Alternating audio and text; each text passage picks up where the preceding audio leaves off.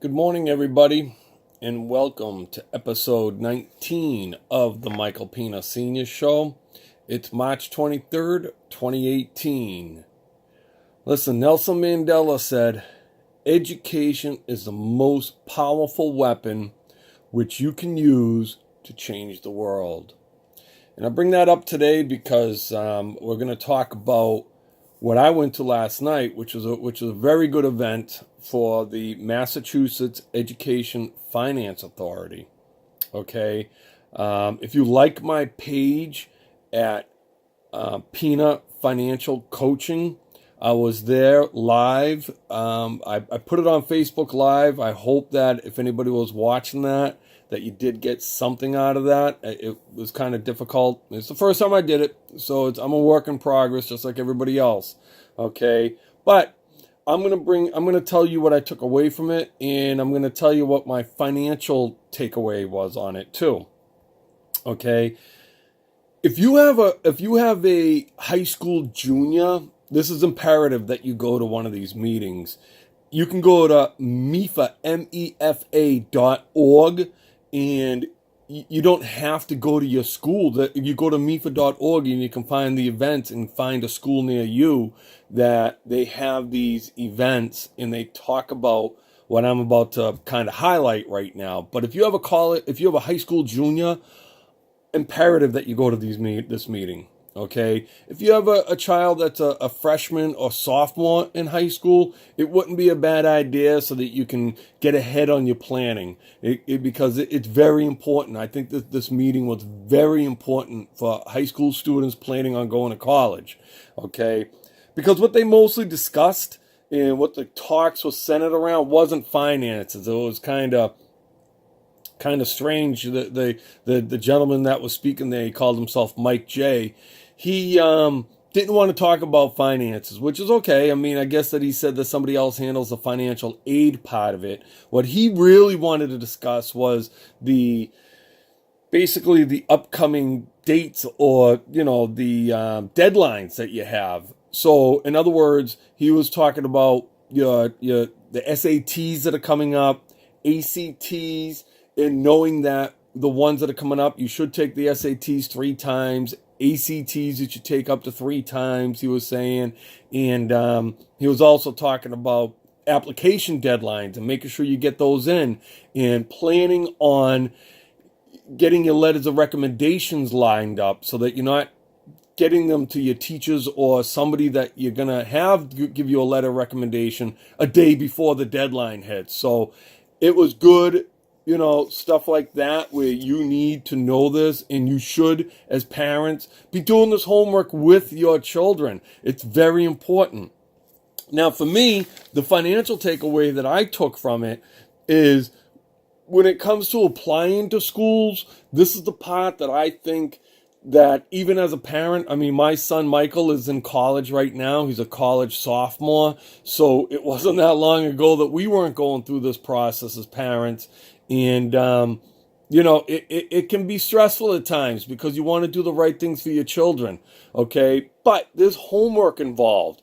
And then you got to work together with your child. And it can be, you take away the stress out and try to do things that are enjoyable. So I suggest that you take a look at the 3 categories that they pointed out. In other words, 3 different kinds of schools that you should have your student apply to. So the three kinds of schools, in other words, there's 3 categories. A safety school, that's a school that they should get into just about 100%. Okay, so it's a complete fit where their grades and everything else is a complete match to that school, and they're going to get in. Okay, then there's a match school. A match school is something that's 50-50, where they could get in, they could not get in, but it's 50-50. And then there's reach schools. So a reach school is something that it's a dream school where it'd be great to go and you want to apply because it's your dream to go to that school. Okay. So this is where the homework comes in because I want to save you money. And you have to, imperative that you know what the tuitions are at every school that you're applying to. Because you don't want to just apply to a school and kind of say, well, I'll figure out how to pay for it later. All right. And that's sometimes how I felt like we were, because I wanted to get the right match for my son where he plays football, and you want that match where he plays football, but he's going to get the right education in the major that he wanted to go to school for. So he was lucky where he was able to visit schools by going to different football camps. And if you have a child playing sports, they have a ton of camps at all these schools. Start having them go to these schools for camps. Start getting them to learn, about these schools, because these schools are located at all different places, whether it be in the country or in the city. So a great idea, and Mike J last night brought it up. Take a Saturday, get in the car, and take a ride to like Rhode Island. Rhode Island is like, is like the furthest ends in Rhode Island, as far as being like you can have a school in the country, a school in the city, but it's all close where you can take a look at these schools and get a feel for maybe where your student wants to go to school. They got Brown, they got URI, they've got, a lot of schools right there, Johnson and Wales. So they've got schools in the city. They got schools that are located that are in the burbs, or out in the kind of the sticks, I call it. You know what I mean? But you could do that and take a ride to different schools. Put homework in, and you want to do that so that they can get an idea before you start putting applications in. Because what I would tell you, and my advice would be, is narrow it down to 6 schools. I gave you 3 categories. I personally would go 3 schools, or 2 schools in the safety, 3 to the match, or vice versa, and then 1 school for safety, for a reach school. So I'd look at that dream school that you want to go to, and just because it's a dream school, you got probably about a 10% chance of getting in. Why would you put a bunch of applications into a dream schools, right?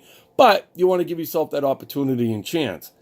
Now, one other thing that I want to point out, as far as I'm concerned, if your student is undecided on where they want to go, and even if they are decided where they want to go, going to, here in Massachusetts, a community school like Massasoit or Mass Bay, the community schools have an incredible deal with the state colleges, where if your student graduates from Massasoit or Mass Bay, or there's another community school down the Cape, I can't remember the name right now, but if you graduate from, let's say, Massasoit with a 3.0 GPA, you can get accepted automatically to any state school, and you lock into the tuition rate what you paid at the community college. So they take your grade, you become an automatic junior, so you've already paid 2 years of school at the community school rate. You get locked in as a junior at the community school rate. It's an incredible scholarship. It is a scholarship, a state scholarship. And you have to go from a community school like Massasoit, a state community college, junior college, to a 4-year state college to get that basic scholarship. So that's a couple of things that I highlighted. Imperative that you go to this, MEFA.org, MEFA.org, if your student is a junior. If you want to learn more as your freshman and sophomore, we will talk more next week on Baby Step 5. This is not Baby Step 5. Baby Step 5, you start when your child is 1-2 years old. Okay, this is way beyond that. This is now your student's going to school. You're going to college. Here it is. All right. So I just wanted to highlight and tell you what I saw last night. I'll have more events coming up, and I'll try to go Facebook Live on some of these events. So I hope that you like my page at Pina Financial Coaching. Follow me on Twitter and Instagram. And also, see everything I have on michaelpinasenior.com. I'm a work in progress and everything, but I'm excited for the podcast coming up. So that will be Michael Pina Jr. We're going to go Facebook Live with him on April 1st. So a lot of good things coming up.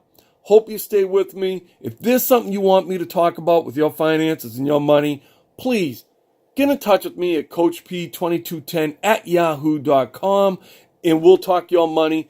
Okay, listen, I'm living my passion one day at a time.